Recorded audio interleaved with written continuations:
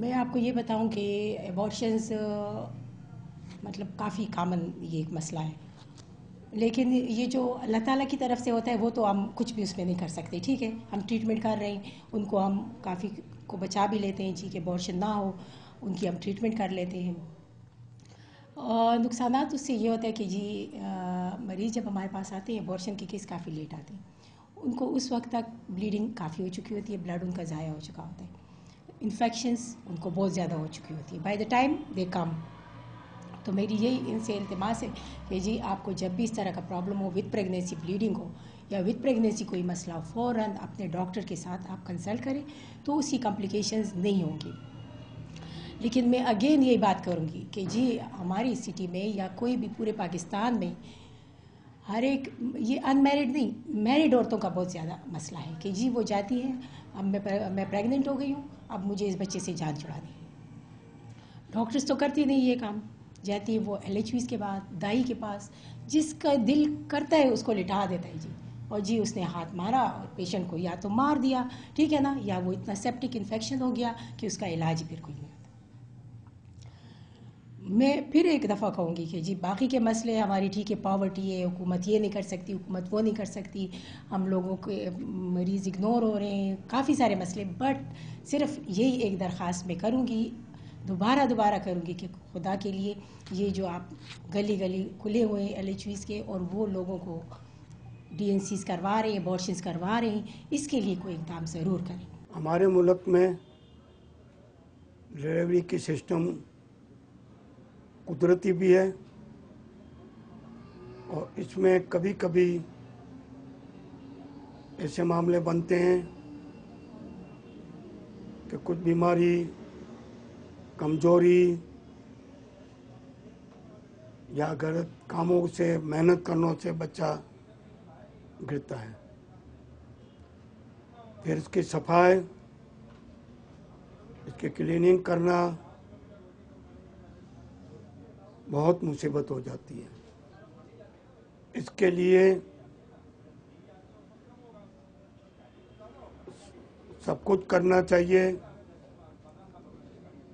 کہ جب اس کو مکمل طور پہ صفائی نہیں ہو جاتی، بچہ گرنے کی صورت میں تو بہت سی بیماریاں پیدا ہو جاتی ہیں، یہاں تک کہ موت بھی واقع ہو سکتی ہے. بسم اللہ الرحمن الرحیم. اسلام میں ابورشن، جس کو عربی زبان میں یا اردو زبان میں کہتے ہیں حمل کو گرانا، یہ جائز ہے یا نہیں؟ اسلام میں قطعاً اس بات کی اجازت نہیں ہے شرعی اعتبار سے کہ ابورشن کرایا جائے یا حمل کو گرایا جائے، اس لیے کہ قرآن پاک کی واضح آیت ہے وَلَا تَقْتُلُوا النَّفْسَ الَّتِي حَرَّمَ اللَّهُ إِلَّا بِالْحَقِّ، کہ اس نفس کو جس کو اللہ نے پیدا کر دیا ہے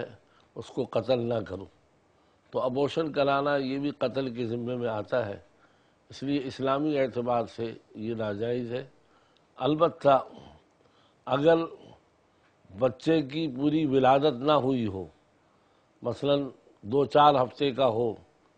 تو بعض مجبوری کے تحت اسقاط حمل کی اجازت ہے ابورشن کی، جب تک کہ اس میں جان نہ پڑی ہو. لیکن جان پڑنے کے بعد اسقاط کروانا شرعاً جو ہے وہ ناجائز ہے.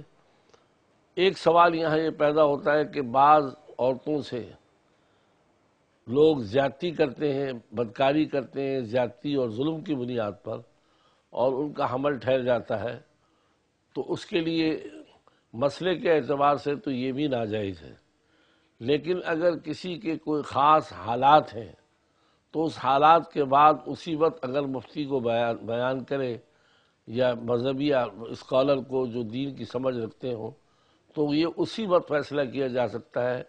ٹیلی ویژن پر بیٹھ کر اس کو مطلقاً یہ کہنا کہ جو بھی زیادتی کے ساتھ ہو اس کو حمل کو اسقاط کرنا جائز ہے، یہ ٹی وی کے اوپر اس طرح بات نہیں کی جائے گی، بلکہ ہر آدمی کا انفرادی عمل ہے. جب اگر اس کے ساتھ یہ واقعہ ہو،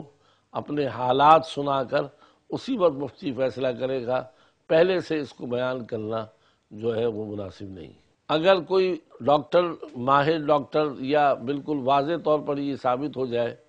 کہ یہ بچہ ایب نارمل پیدا ہوگا اور اس کے بعد یا اس کے جسم کا کوئی اعضاء کم ہوگا، تو اس صورت کے اندر جب یہ بالکل یقین ہو جائے کئی ڈاکٹروں کے مشورے کے بعد، تو پھر اس کا اسقاط کرانا بعض مجبوری کے تحت جائز ہوگا۔